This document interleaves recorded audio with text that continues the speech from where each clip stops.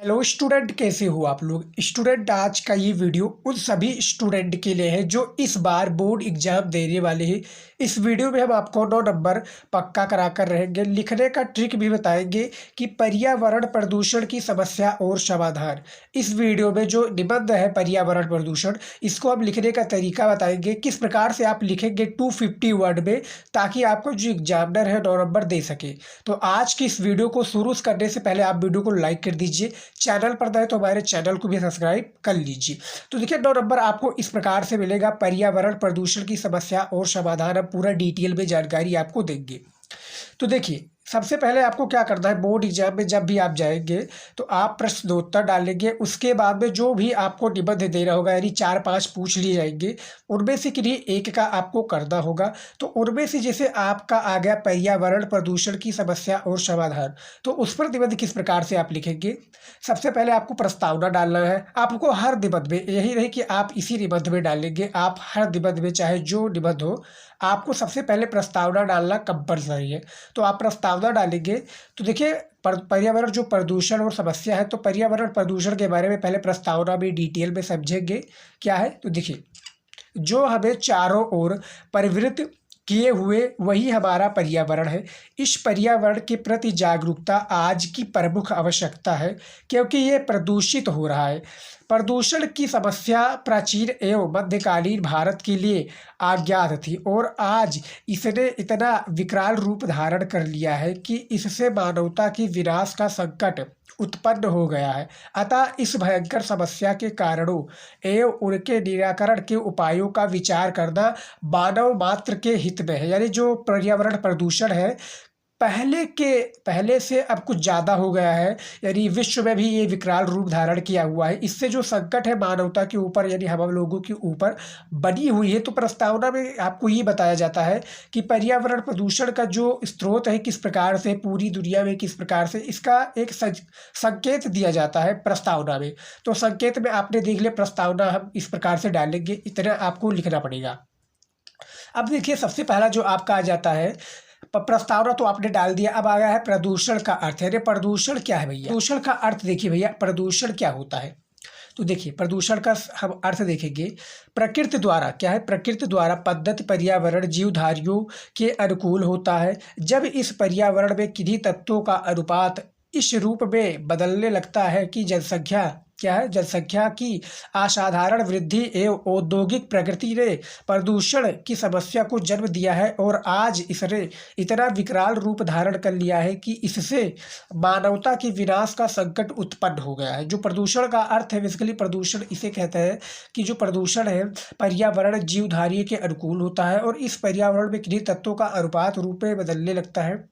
जनसंख्या की असाधारण वृद्धि, यानी जो जनसंख्या है दिन ब दिन बढ़ती जा रही है, इससे क्या होता है, जो पर्यावरण प्रदूषण होता है, और इससे इतना विकराल रूप धारण कर लिया है कि आने वाले समय में यदि इसको रोका नहीं गया, इसका समाधान नहीं किया गया, तो ये विकराल रूप का धारण करके हम लोगों को नष्ट कर देगी। तो प्रदूषण के अर्थ में ये बताया गया। अब देखिए प्रस्तावना और प्रदूषण का अर्थ में सबसे ज़्यादा जो इम्पोर्टेंट होता है, आपको ये समझना पहले पड़ेगा कि निबंध कहना क्या चाहता है। जैसे निबंध में आपका आतंकवाद का आ गया कि आतंकवाद का कारण और निवारण, तो उस पर भी हमने वीडियो बनाया है, उसको भी हमने कॉपी पे लिखकर बताया है कि किस प्रकार से आपको करना है, किस प्रकार से कॉपी भी लिखना है।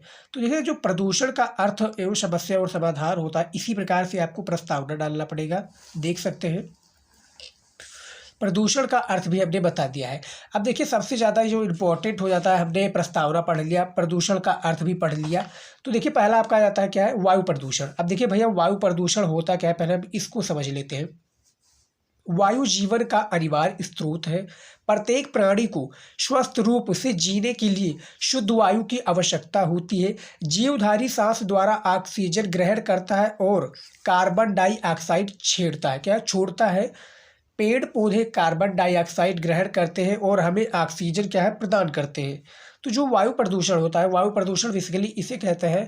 जो वायु प्रदूषण में प्रत्येक जो प्राणी होते हैं, स्वस्थ रूप से जीने के लिए शुद्ध वायु की आवश्यकता होती है। हम लोगों को जब जीते हैं या जीने के लिए शुद्ध वायु की आवश्यकता होती है। और जो शुद्ध वायु है किससे, पेड़ पौधे से मिलती है। क्या है, पेड़ पौधों से शुद्ध वायु मिलते हैं। तो पेड़ पौधों को नहीं काटना चाहिए। पेड़ पौधों यदि काटेंगे भैया, इसको निशाना बनाएंगे, कुल्हाड़ियों का, तो वायु प्रदूषण नहीं होगा। और जब वायु प्रदूषण नहीं होगा तो हम लोग जीवित कैसे रहेंगे। तो वायु प्रदूषण में बेसिकली आपका यही रहता है कि वायु प्रदूषण का अर्थ क्या होता है। आप अपने शब्दों में भी वायु प्रदूषण का अर्थ दे सकते हैं, इसका परिभाषा लिख सकते हैं। तो कुछ पॉइंट आंसर देना होगा, यानी पॉइंट हिसाब से जब देंगे, क्योंकि 250 शब्दों में भैया पूछा गया है ये आपका निबंध, और आपका 9 नंबर का होता है, जो कि काफ़ी इंपॉर्टेंट रहता है। दूसरा है आपका जल प्रदूषण। अब देखिए भैया, जल प्रदूषण क्या होता है, इसको हम समझ लेते हैं। देखिए, जीवन के अनिवार्य स्रोत के रूप में वायु के बाद प्रथम आवश्यकता जल की होती है। यानी वायु के बाद में जो है प्रथम आवश्यकता क्या होती है, जल की ही होती है। जल के बिना हम नहीं जी सकते, क्योंकि कहा गया है जलम जीवनम, जल है तो कल है, जल नहीं है तो भी कल है, जल है तो भी कल है। तो देखिए, स्रोत के रूप में वायु के बाद प्रथम आवश्यकता जल की होती है। फिर भी क्या है, फिर भी हम देखते हैं कि बड़े बड़े नगरों के गंदे नाले तथा शिविरों को नदियों से जोड़ दिया जाता है। दिन पर दिन क्या है, दिनों दिन प्रदूषण पनपता जा रहा है। तालाबों, पोखरों व नदियों में जानवरों को नहलाया, मनुष्यों एवं जानवरों के मृत शरीर को जल में प्रभावित करना आदि ने जल प्रदूषण में बेतहाशा वृद्धि की है। यानी कहा गया है जो जल प्रदूषण है, जल प्रदूषण जो जानवरों को नहाया जाता है, नहलाया जाता है, गंदी पानी, कारखाने का पानी जो है पानियों में डाला जाता है, मनुष्यों को पोखरों और नदियों का जानवरों में नहलाया जाता है, तो ये सब जो है मृत शरीर को भी उसमें छोड़ दिया जाता है। तो ये सभी जो प्रभावित है जल प्रदूषण का बेतहाशा वृद्धि है, इसी से जल प्रदूषण काफ़ी फैलता है। तो जल प्रदूषण की भी हमारा कॉन्सेप्ट जो है क्लियर हो गया। अब देखिए, अब हमारा आता है तीसरा क्या है, रेडियोधर्मी प्रदूषण। अब देखिए भैया, रेडियोधर्मी प्रदूषण क्या होता है, हमने पहला पढ़ा वायु प्रदूषण, दूसरा जल प्रदूषण, तीसरा आपका आता है रेडियोधर्मी प्रदूषण। तो देखिए ये क्या है, आज के युग में वैज्ञानिक परीक्षण का जोर है।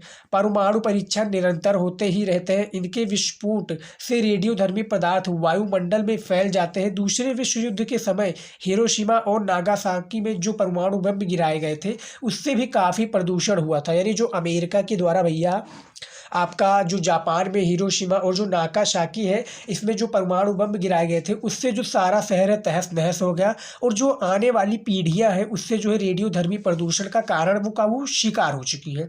तो इसी को हम रेडियोधर्मी प्रदूषण कहते हैं। तो इससे जो आपका दिन पर दिन जो रेडियोधर्मी है, ये आपका आने वाले जो पीढ़ी दर पीढ़ी है, उससे क्या होती है, प्रभाव डालती रहेगी रेडियोधर्मी प्रदूषण। तो ये आपको याद रखना है। तीसरे में हमारा ये सारा कॉन्सेप्ट क्लियर हो गया है।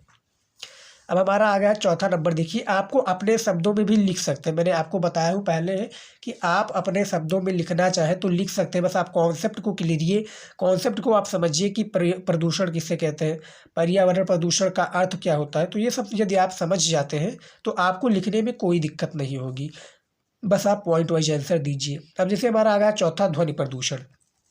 ध्वनि प्रदूषण किसे कहते हैं ये समझना बहुत ही ज़रूरी है। काफ़ी लोग इसका आंसर भी जानते होंगे। तो देखिए, ध्वनि प्रदूषण आज की एक नई समस्या है। मोटर कार, ट्रैक्टर, जेट विमान, कारखानों के सायरन, मशीनों, लाउडस्पीकर आदि ध्वनि के संतुलन को बिगाड़कर ध्वनि प्रदूषण उत्पन्न करती हैं। तो ध्वनि प्रदूषण का अर्थ क्या है, हमने इसको बता दिया है।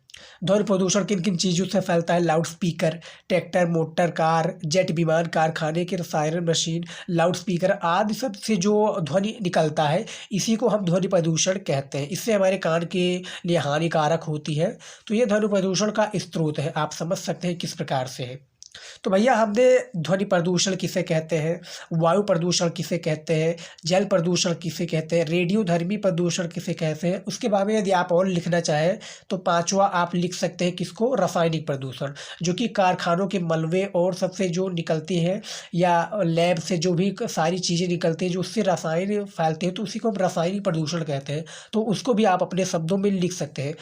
ज़्यादा मत लिखिएगा, क्योंकि 250 वर्ड में पूछा गया, उससे ज़्यादा होना चाहिए, कम नहीं होना चाहिए, ये आपको याद रखना है।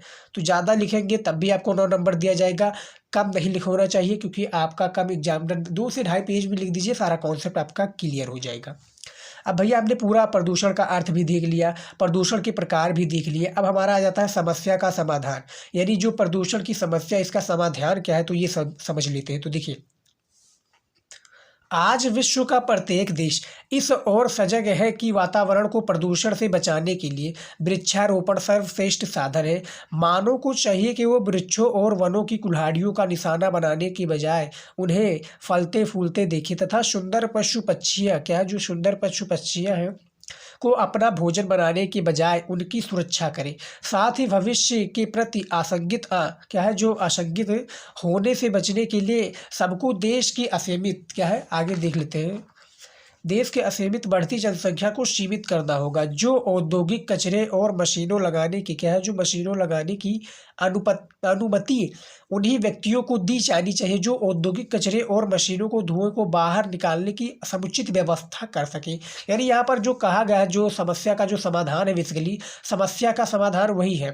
समस्या का समाधान है कि पेड़ पौधे, यानी जो वायु प्रदूषण फैलता है पेड़ों से, यानी पेड़ जब रहेंगे तभी हमको लोगों को वायु मिलेगा, कार्बन डाइऑक्साइड बनेगा, तभी हम लोगों को उससे जो है वायु मिलेगा। तो पेड़ पौधे से ही हमें वायु वो मिलता है, प्रदूषण मिलता है, जिससे वो बनता है, यानी क्या बनता है, जिससे सारा कॉन्सेप्ट क्लियर होता है। तो जैसे समस्या का समाधान ये है भैया कि समस्या का समाधान आपको ज़्यादा से ज़्यादा वृक्ष लगाना चाहिए। उसके बाद में जो कारखाने लोग हैं इनसे क्या करना चाहिए, जो इसका जो मशीनों और धुएँ है इसे बाहर निकालने की जो समुचित व्यवस्था होनी चाहिए, तभी पर्यावरण प्रदूषण को जो है रोका जा सकता है। काफ़ी ज़्यादा वृक्ष और जल को बचाना चाहिए, ध्वनि प्रदूषण को रोकना चाहिए, इस पर कम से कम लगाव रखना चाहिए। जो गाड़ियाँ निकलती है जैसे गाड़ी ट्रैक्टर ये सब हो गए, इस पर आपको जो धुआं निकलता है इस पर इसका व्यवस्था भी करना चाहिए। यदि इसको क्या होता है रिपेयर भी कराने रहना चाहिए कि ताकि ये ध्वनि ज़्यादा ना फेंके और आवाज़ ज़्यादा ना करे, रिपेयर कराते रहना चाहिए। तो ये पूरा ध्वनि प्रदूषण और जो समस्या का प्रदूषण का अर्थ है ये समाधान है, ये आप देख सकते हैं। उसके बाद अब हमारा भैया पूरा कंक्लूजन निकल आता है कि भैया इसका जो हमने प्रदूषण का अर्थ है समस्या बताया, इसका पूरा कंक्लूजन क्या होता है, यानी निचोड़ क्या है। तो निचोड़ आपका उपसंहार क्या है, उपसंहार में पूरा निकल आता है। तो देखिए, पर्यावरण में होने वाले प्रदूषण को रोकने व उसके समुचित संरक्षण के लिए समस्त विश्व में एक नई चेतना उत्पन्न हुई है। हम सभी का उत्तरदायित्व है कि चारों ओर बढ़ते इस प्रदूषित वातावरण के खतरों के प्रति सचेत हो तथा पूर्ण मनोयोग से संपूर्ण परिवेश को स्वच्छ व सुंदर बनाने का यत्न करें। वृक्षारोपण का कार्यक्रम सरकारी स्तर पर जोर शोर से चलाया जाए, यानी जो वृक्षारोपण है इसको ना काटें और काटने जो वृक्षारोपण है काफ़ी ज़्यादा करें ताकि हमें जो है हमारी जो वायुमंडल है वो बनी रहे और प्रदूषण ज़्यादा ना फैले। तो ये उपसंहार में पूरा कंक्लूजन निकल आता है कि इससे जो पर्यावरण प्रदूषण को रोकने से समुचित व्यवस्था या संरक्षण है, आप देख सकते हैं। तो उपसंहार में आपका कंक्लूजन निकल आता है, अपने शब्दों में भी आप इसको प्रेजेंट कर सकते हैं। तो देख सकते हैं हमने किस प्रकार से जो पर्यावरण का प्रदूषण है इसके बारे में पूरी जानकारी दी है। पर्यावरण प्रदूषण के 4-5 स्रोत हैं, वायु प्रदूषण, जल प्रदूषण, ध्वनि प्रदूषण, रासायनिक प्रदूषण और रेडियोधर्मी प्रदूषण। इसको भी बता दिया, प्रदूषण का अर्थ क्या होता है इसको भी हमने एक्सप्लेन कर दिया है, बिल्कुल डिटेल में बताया हुआ है। उसके बाद में पर्यावरण प्रदूषण की समस्या और समाधान प्रस्तावना हेडिंग लिखने का तरीका भी हमने बता दिया है। तो यदि आप इस प्रकार से लिखेंगे तो भैया आपका 9 नंबर बिल्कुल फिक्स है, ये आपको याद रखना है। तो आज की इस वीडियो में बस इतना ही। आई होप कि आज का ये वीडियो जो पर्यावरण प्रदूषण की समस्या और समाधान के ऊपर था पसंद आया होगा। पसंद आए तो वीडियो को लाइक कीजिएगा, शेयर कीजिएगा। मिलता है नेक्स्ट वीडियो में। जय हिंद।